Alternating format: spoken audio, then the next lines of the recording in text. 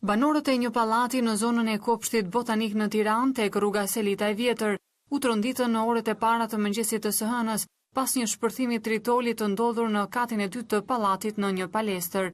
Policia njoftoi se rreth orës 5:32 minuta tek palestra Tirana CrossFit ka ndodhur një shpërthim i cili dyshohet të ketë ardhur si pasojë vendosjes së një sasie të vogël lëndë eksplozive në parvazin e dritares së palestrës. Si pasojë e këtij shpërthimi ka pasur vetëm dëme të vogla materiale.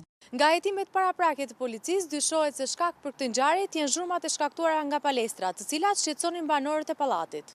Disa herë banorët e këtij pallati janë drejtuar policisë për shqetësime që kanë pasur për zhurmat. Burime nga policia thanë se pronari i këtij biznesi është Pëllum Brari, i cili rezulton person i pastër penalisht dhe pa konflikte me njeri. Grupi hetimor po punon për sqarimin e rrethanave të ngjarjes, si dhe identifikimin dhe kapjen e autorëve të kësaj vepre.